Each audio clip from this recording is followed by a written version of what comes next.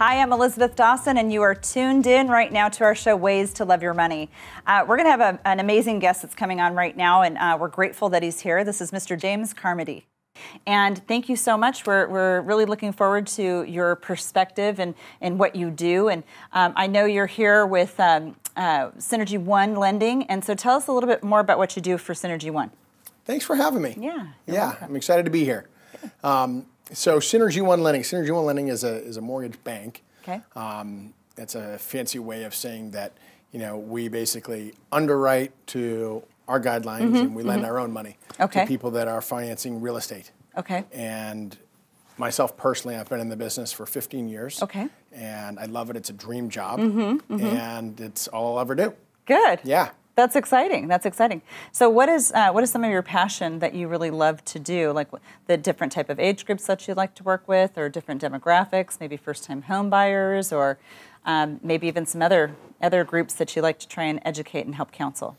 Yeah, for me, it's, at the heart of it, I'm a math nerd. I've always been a math nerd since I was a little kid. I kind of have to admit I am too. Yeah, I think you kind of have to be, and at the same time, I love people. So how do I solve their puzzle or their challenge to help them reach their goal? Okay. And it could be your first-time buyer. Okay. It could be a young Marine or a sailor looking to buy that $300,000 condo and they have no money down, but now they have their base pay, they have their BAS, they have their BAH. Okay, how do I do this? Right? And so I really enjoy meeting with them and counseling them like, okay, this is what it costs you. This is your monthly cost. This is what it looks like from an investment standpoint down the road. Okay. And then you have the other end of the spectrum, which are your investors that have 10, 15, 20 properties, and it's like a giant Rubik's Cube. Sure. They have multiple entities, multiple sets of tax returns. Right. Like, how do I do this? How do you underwrite for that, right? Yeah, how do I buy this piece of property? How do I buy this asset and not pay really high interest and not have a ton of cost and do it with the least amount of headache and brain damage? Okay. That to me is fun. All right. Well, it sounds like you're kind of a wealth manager of real estate. Well, we have kind of a spectrum of clients. Probably about a third of our clients are first-time home buyers. Okay. And then a third are investors that are really, really complicated. A lot of people come to us because we're able to handle the complicated, challenging files. Sure. And then the other third is our repeat clients. Okay. We help them buy their first home, and now they want to buy that family home. Sure. Or they bought that town home, and now they're like, okay, I'm ready to buy, that $1.5 million home. Okay. How do we do that? Okay. And I know you and I've talked on your show. Yeah. And that's where we met, the Rise Up Network. Yes. Which was an amazing opportunity, and I think that we had different perspective from both of us, So this is why we wanted to have you even on our show. But one thing that you shared with me that we talked about that day was that you actually really do like to work with even veterans or the military too. Yes. Yeah. So tell me a little bit about that.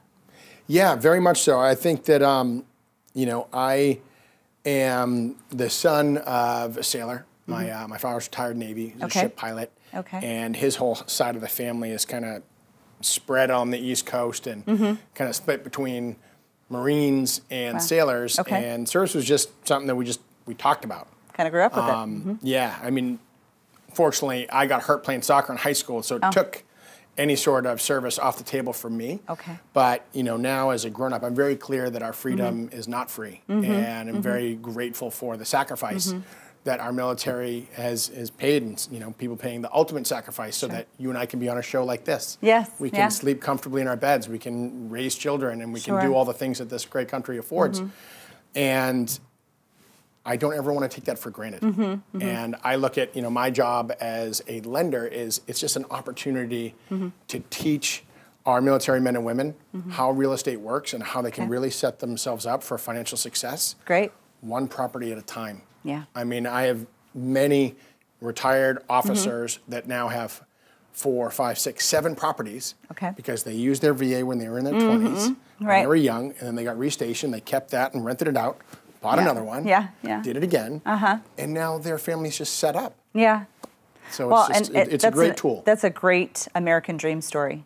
Yeah, thank you. It's really a great story to share, and I'm so honored that you have that passion to want to help, all those who have served us. Because we don't, freedom isn't free. It's not, and it's, you know, it's interesting, you know, people, you know, we get referrals from different areas, and, you know, people live in San Diego, so it's kind of high cost, you know, and sometimes people refer someone into us and they'll say, oh, well, this is a small one.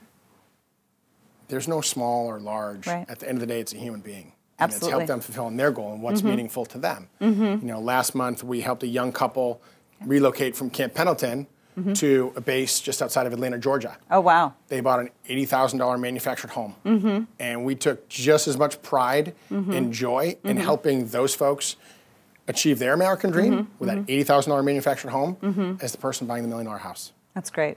So you're able to work in multiple states. Yep, every state except for New York and West Virginia. New York, I get, it's very litigious and kind of cumbersome. West Virginia, I don't know. Yeah. But I don't have many clients. I would think that would be there, a great place to, you know, especially help veterans or military that are active duty, something like that, because, you know, West Virginia is quite a military town. Kind of like San Diego. It's you know, there's a lot of folks in Virginia, and I have some close family in Virginia. West Virginia, I don't know. Okay. Someday maybe. They're just not on board yet. No, right. So I know that you had an event last week, and it was a very successful event. Yes. And I'd love for you to kind of say, you know, the passion behind it, the draw for it, and also why, you know, we have an aging demographic that's looking into these options. Yes, very much. Yeah. So would you mind explaining to me how that all came about and what your story was about that? Yeah. Thank you for asking. I think it's you know, it's an important topic, and you know, we brought together a panel of experts to teach the public and real estate professionals about ADUs, accessory dwelling units, also known as granny flats. Okay. And so in San Diego, there's been recent legislation passed to make it a lot easier to add these ADUs onto your property. Okay. And, you know, they've really loosened the restrictions to do that. Okay. Reason being, we have a serious housing issue here in San Diego. We have a lot of demand, and we're not really increasing our supply on an annual basis in any significant numbers to really keep up with that demand. Okay. So what do we do? So, you know, local politicians, you know, we're smart and made it easier to do these, and now it's like, okay, we have this legislation passed. How do we do it? Yeah. And so I put together a panel of experts. A woman named Caitlin Bigelow. Shout out to Caitlin Bigelow and her company Maxable. Okay. But Caitlin is an expert consultant in how do you navigate the rules to figure out what's possible for you in your specific home. So we had Caitlin and Maxwell as the keynote speaker for the event. That's great. Just teaching about, okay, I own my home in La Mesa, and you know, it is a 3,000 square foot property, you know, a 5,000 square foot lot. What can we do? What can't we do? You know, all of those things. Okay. And then the other people on the panel, we had a builder. We had Henry Spellicall from the California Home Co. Okay. We had Will Johnson, who's an inspector. And then we had Ian Scattergood, who is a permit professional. How do you navigate the permitting laws? And then myself talking about the financing. How do you finance these? So it was a great event. We had over 400 RSVPs. We had it up at San Diego State. It was standing room only. That's amazing. And what it showed me is just that there's such a demand and there's a want. Sure. And people need the information, and they just don't know what they don't know. Well, and I think it's interesting because, you know, as, you know, even myself, as I get older, you know, we're thinking about, well, gosh, what does downsizing really look like? Yeah. And if it is this granny flat, and maybe sometimes it's with the child or maybe it's not. You kind of were telling me about a little story that someone was thinking about doing this to create the granny flat so they could rent out their house. So it could be an income opportunity. Yeah. I mean, I was talking to a friend of mine this morning, and she and her husband, Mike, have the main house is a 3-bedroom, 2-bath in UTC, a little over 2,000 square feet, and they're building an ADU above their garage. Wow, okay. And they're strongly considering moving in the ADU above the garage and renting out the main house to college students. So they get some income as, you know, they're older, they're not working as much. Sure. And they don't need the big family house anymore. Makes sense. And I think there are a lot of older couples that are kind of considering that and pondering that and thinking, okay, this could be a good opportunity. Well, this may very well be the next wave versus just Airbnb or something like that. You know, this could be something that maybe is small enough cost to be able to produce, but yes, you have to have the architecture, you know, that they're going to do that work. You're going to have to make sure that the plans, you know, pass through the permit process, which it's very time consuming, right? You got to have the contractor that's going to price it out right. Right. So if you're not intimidated by those things, this is a great opportunity. Huge opportunity. Yes. And I mean, Synergy One Lending, I mean, we see the opportunity. We have literally set up a department that all they do are these renovation types of loans. So there's a team of people that dedicated, these are the only loans they work on, because there's a lot of paperwork involved, and it's a little bit more arduous process. So we want, you know, clients and consumers to have a better experience. So if you have someone that's dedicated to one type of program, great. Of course, of course. Yeah. So tell me a little bit about, I guess, the financing options for something like this. Is it more of a construction loan, or is it completely different and unique? We want to look at, you know, what do they currently have? You know, do they already own the property outright and they have a mortgage on there? In that instance, we may recommend that, okay, maybe they just get a home equity line of credit and use that. Maybe they don't have a mortgage on it at all, and the most cost-effective way to do it is to just do a new first mortgage. Or they could be buying the property and they're like, okay, I want to do this as part of my acquisition. We have programs that will allow for as little as 3.5% down, and others that do 5% down. And you're able to use that after completed value to help you. That's pretty incredible. So there's a few different ways to achieve the goal. Now, if I kind of go into a little bit more of the weeds here, now, even if it was a 3% down or a 5% down, something like this, would they be forced to have to pay PMI insurance? Yes. They would? Okay. Okay. So just so our listeners kind of understand that there are options, we talk to people all the time. They don't necessarily have to be in their 50s or 60s. They might be, we have a couple right now that we've been working with, and they're in their mid-30s, and they're working on this granny flat situation. But I think what's really powerful, and that's why you had such a great turnout to this event, and I know you're going to plan on doing these, you know, each month, is because you need a team. You need a great team, and just all those people that you mentioned, you know, it's an incredible team to be able to have a dream, to be able to get it to that next place. 100%. It's you know, it's one thing to have an idea. It's another thing to be able to execute on that idea. Right. And I'm clear that I'm really good at financing. Yes. I'm a mediocre handyman. Okay. I need a really good contractor to tell me what I don't know and lead the charge. Sure. Right. I also need someone to help me navigate the permitting process. Right. Because otherwise, you know, you're going to make a mess of it. You're going to get frustrated, and it's going to take a long time. Well, and that team will help you navigate through all the craziness, and if they keep you calm, you're going to be great going forward with it. And I think it's actually a really interesting thing because so many people, even when they do retire here in, let's say, sunny California, even in other states, a lot of times they're going to still be retiring with a mortgage. And if this still gives them an opportunity where if they did want to build, you know, their granny flat, they could do so with the intent of trying to create more cash flow for the retirement income. Now, you know, there's a difference there, right? Do they want to stay on property and still rent? You know, is that an emotional tie? But these are the conversations that even myself as part of a team, you know, that we've all developed these relationships to talk about those emotional things because so much is attached to the anxiety of money, but to get them more comfortable with it and make sure that they can continue to do the things that they want to do. And not everybody's a natural born, you know, business owner, and they don't necessarily know how to do their marketing and everything, but it can be very, very simple. The process can be very simple, which I think is exciting. So all the seriousness aside, tell me a little bit of a fun fact. We were talking about your socks today. Oh, yes. Yes. I don't know if Carlos can see those, but I'm very much a Boston Bruins fan. Originally grew up in Situate, Massachusetts, which is about 25 miles south of Boston, the coast. Love all Boston sports teams. And the Bruins are in the Stanley Cup this week. And God willing, they beat the St. Louis Blues, and we can hoist the Stanley Cup again. Are you going to start growing a beard just like they do? You know, it's interesting. I'm probably about the halfway mark of life. It'd take me a decade to grow a beard. I think we'd all be better off, including my wife, if I didn't grow a beard. Now, are your kids just as excited about this whole hockey experience that you're kind of living through right now? You know, it's interesting. So we have a son at home who's 21 months. Connor James, and he's amazing. He's adorable. He's fun. The cool thing is my wife, whatever the season is, Carrie will put him in that team's jersey or T-shirt for the day. So I literally got a text this morning, you know, about an hour into my day, and it's a selfie of my wife and Connor, and they're both in their Boston Bruins T-shirts. That's very And I just stopped and smiled. You know, it was really cool. Oh, no, I think those are the special gems in life that we get that remind us why we work so hard and what we do everything for our families. So I appreciate you sharing, with us on that. Yeah, so I hope that you'll come back on the show again, because it's always a joy to have you here. I hope you'll have me. I hope I was appropriate and gave some value to your audience. Yes, I think so. So if you want more information, just email us at questions@elisabethdawson.com, and we will get you in touch with any of these ideas that you might have for James, and we'll get you connected. I'm sure that there's a lot of questions that are in your mind right now because, wow, I didn't think about that. I didn't even think that this would maybe be appropriate for me. I may have someone that I already work with on my mortgages.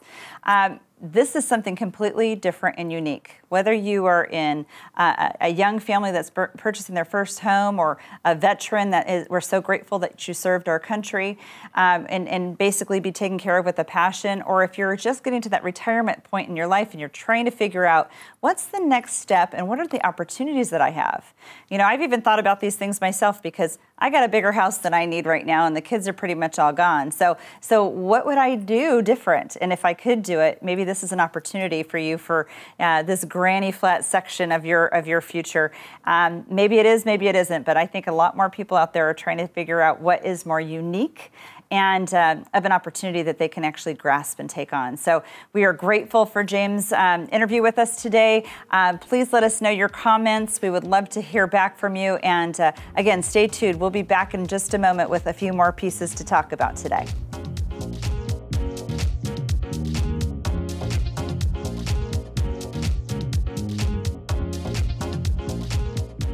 Didn't we just have a great interview with James? Just so many different insights. James has a family, I have a family. And the interesting thing here is that when we're younger in life, we don't necessarily take the time or the steps that it takes to have an impact for what we should start doing today, and that's saving. So if you are 20, if you are 30, if you are 40, or if you're fast approaching 50 and retirement is really close to you in your vision and your insight, how do you really tackle this? You could be a late stage, financial plan to plan for your retirement, but that's not necessarily too fun. So there's an article that we have on our blog, and I encourage you to read it. It's called Yes, Young Growing Families Can Invest and They Can Save. And I think the important piece here is that it's about just starting. See, when you're young in 20s or 30s, you're thinking, gosh, I've got so much time ahead of me. Maybe you're thinking the first thing that you want to accomplish is, get married or have that significant other in your life. Well, with that comes lifestyle, right? And then on top of that, when lifestyle starts to shift and change, it might be about starting a family. Well, we find the money for those things in lifestyle at that moment, but just imagine one of the first steps that you should start to think about, and you're never too young to figure this out.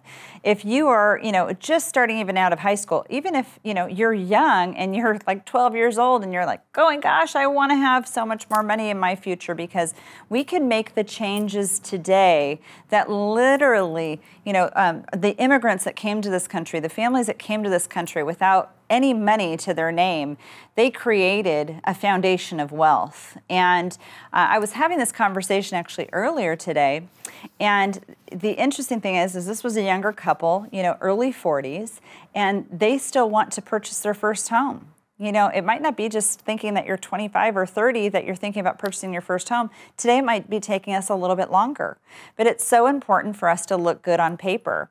But at the crux of that conversation, it's about finding the money that's going to financial institutions that you wouldn't normally ever imagine, because, their comments to me were, gosh, I've never imagined being able to save that much money. Well, in their situation, we kind of found about $3,400 a month that was just going to financial institutions, government, overpaying, fees, banks, all these types of things. And we said, gosh, you're in a modest situation where you could be saving about $3,400 or close to $44,000 a year.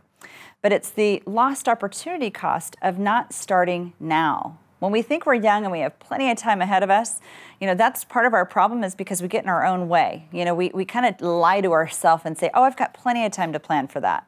Well, again, if you know when you get to retirement that you want to make as much money in retirement as you are making today and bringing home today, Well, you got to start doing some math, and you got to start doing it backwards. So this was a couple that I was talking to that combined income, they were making over $120,000 a year gross.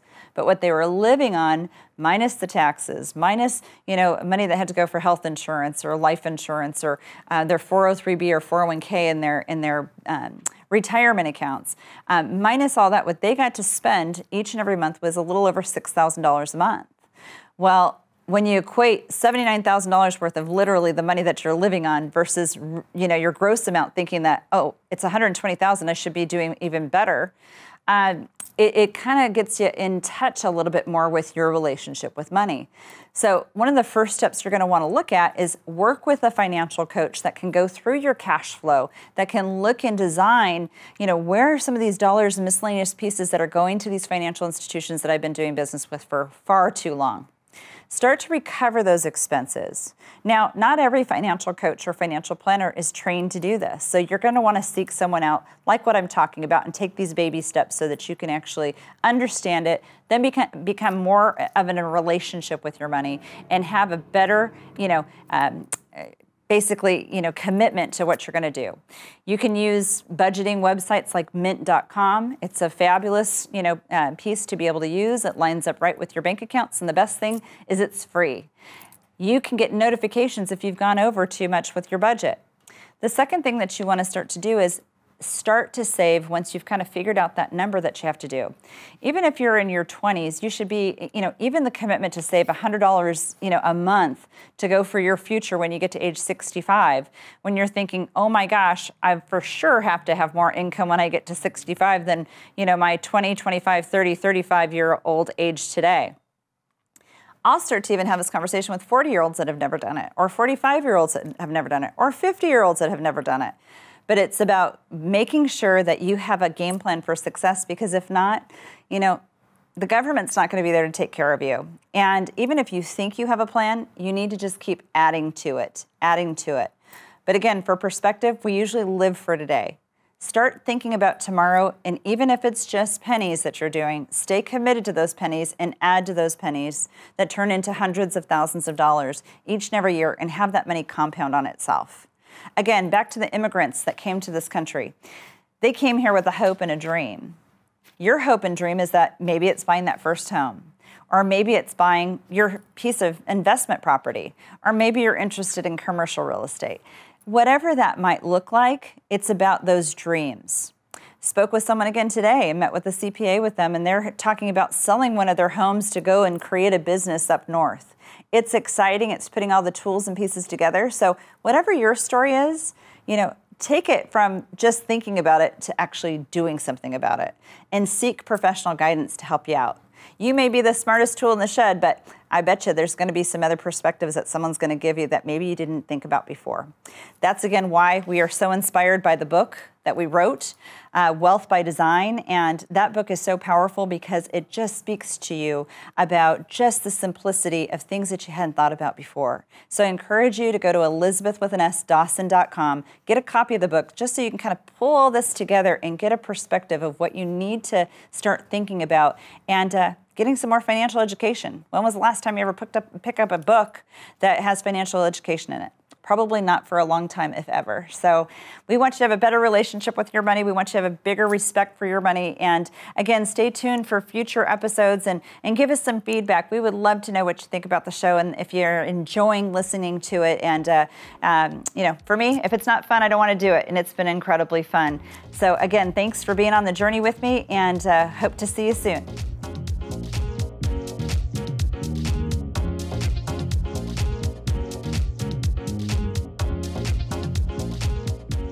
Hi, it's Elisabeth. I just wanted to mention to you, we would love your feedback and understand how you're feeling about the show. Are we giving you the content that you want to hear? Is there something that you might have a question about? If you've got a question, please don't keep it a secret.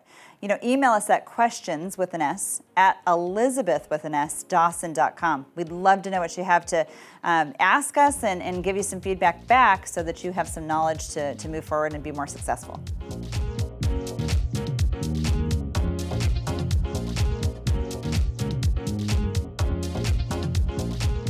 The information provided in this show is for informational and educational purposes only. This show is not investment advice, nor is it intended to address the financial needs of any particular viewer. The opinions expressed on this show are not intended to be an endorsement of any particular investment strategy or service of any other kind. You must make an independent decision regarding investments or strategies mentioned throughout the show.